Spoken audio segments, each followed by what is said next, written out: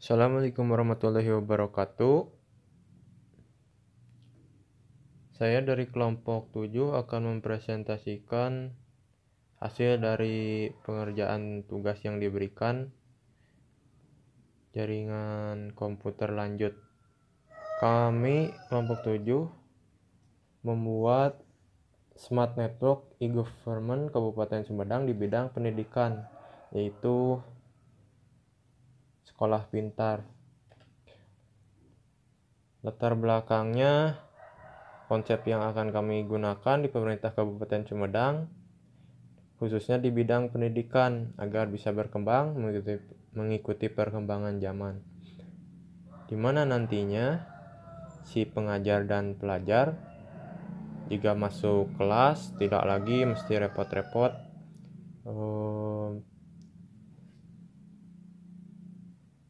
mengabsen dengan menulis di tangan, dan juga pemberian materi tanpa harus repot menulis di papan bor. Dengan menggunakan alat elektronik berupa PC, nantinya pelajar yang ada di kelas, khususnya di Sumedang, bisa belajar secara efektif dan efisien. Rumusan permasalahannya yaitu bagaimana agar pelajar dan pengajar bisa efektif dan efisien saat belajar. Kemudian bagaimana supaya kita bisa mengikuti perkembangan zaman. Tujuannya yaitu untuk membantu mempermudah proses kegiatan belajar mengajar, serta bisa efektif dan efisien terhadap kegiatan belajar mengajar terhadap sekolah yang mengikuti zaman. Metodenya, kami menggunakan metode studi dokumen, yang dimana pengumpulan datanya yang tidak ditunjukkan langsung kepada subjek analisisnya. Pengumpulan datanya diambil dari dokumen, yang dimana dokumen ini ditulis oleh sumber atau orang yang membuatnya. Kemudian observasi di sini yaitu dengan cara pengumpulan data yang dilakukan lewat pengamatan langsung. Nah, hasil penelitiannya, penelitian ini dilakukan dan dibuat untuk membantu mempermudah proses kegiatan belajar mengajar, serta bisa mengefektifkan kegiatan belajar mengajar terhadap sekolah yang mengikuti zamannya. Dan hasil penelitian menggunakan paket tracker dan langsung bisa dilihat di videonya. Assalamualaikum warahmatullahi wabarakatuh. Saya Ilyas Firdaus, mewakili kelompok 7 untuk mata kuliah jaringan komputer. Kali ini saya dan kelompok saya membuat sebuah skema jaringan sekolah pintar. Di sini sekolah pintar menggunakan pintu pintar dan terintegrasi melalui yang dapat terbuka melalui RFID reader. Masing-masing RFID card mempunyai hak akses masing-masing, tapi yang paling berkuasa bisa membuka semua akses adalah ruang server, karena ruang server terdiri dari karyawan teknisi untuk komputer. Contohnya ini ruang server diterima, untuk ruang guru juga diterima, untuk ruang kelas A diterima dan kelas B diterima. Tetapi untuk ruang guru, murid tidak bisa sembarangan masuk, harus menggunakan akses dari RFID card guru seperti ini. Di ruang guru diterima, tetapi murid tidak bisa. karena harus untuk memasuki ruang guru harus memiliki izin dari guru yang bersangkutan. Guru bisa memasuki ruang kelas, ya. Ini juga bisa masukin ruang kelas, siap. Tetapi murid hanya bisa memasuki kelas yang sudah didata di server seperti ini. Dia bisa masuk, tapi dia tidak bisa masuk ke kelas ruang B dan ruang guru dan ruang server tentunya.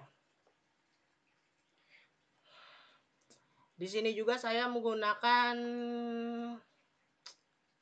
settingan data recovery. Jadi seperti ini contohnya, bisa dilihat di server database. Ini untuk IoT-nya. Ini kondisi untuk hak akses. Oke, lanjut saja. Di router saya menggunakan security dan saya menggunakan NTP, Network Time Protocol, agar semua router bisa tersync dengan waktu yang telah disetting di server database.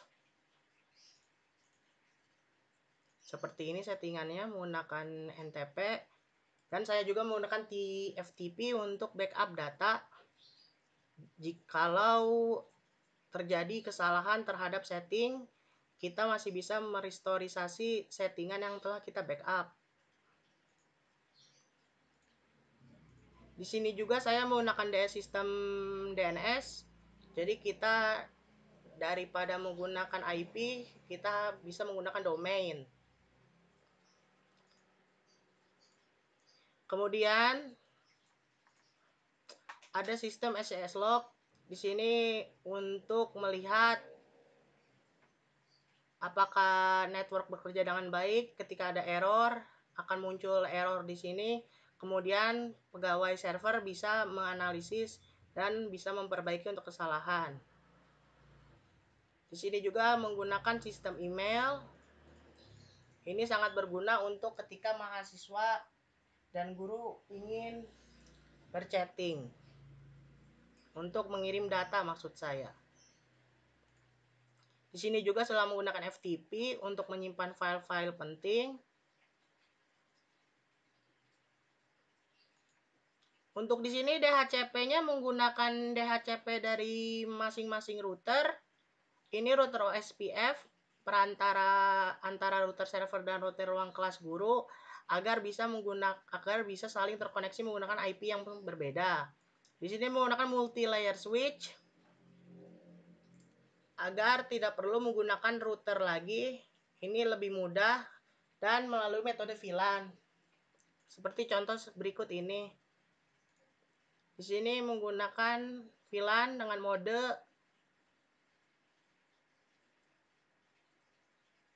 ini IP untuk connect ke router OSPF. Ini untuk mode trunk. Ini VLAN database. Ini default. Ini VLAN untuk ruang guru, untuk ruang kelas. Di sini ruang kelas A tidak bisa mengakses ruang guru. Ruang guru tidak bisa mengakses ruang A dan B. Di sini sangat berguna untuk menghindari percontekan saat ujian. Kemudian di sini ada lobby menggunakan IP WiFi yang telah diproteksi dengan password. Di router ini juga pakai password ya. Sudah di-encrypt. Jadi data tidak bisa masuk ke. Sebenarnya di Cisco Packet Tracer ada komen untuk melihat password. Dan itu menurut saya sangat beresiko. Jadi saya menggunakan encrypt mode agar password tidak bisa terlihat. Di sini ada VLAN manajemen. Jadi ini ruang server. Ini untuk ruang manajemen. Menggunakan VLAN karena bisa saja ntar di VLAN ruang ini bisa mengakses ruang server. Tetapi saya memblokirnya Jadi VLAN 10 hanya bisa diakses VLAN 20. Begitu juga sebaliknya. Ruang masing-masing di sini untuk VLAN juga telah dikonfigurasi untuk memblokir semua server.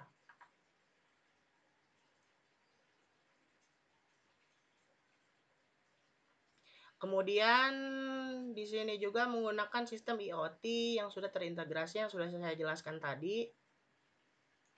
Di sini menggunakan fitur email, fitur DHCP pada router, menggunakan OSPF untuk mengkoneksikan yang tadi sudah saya jelaskan.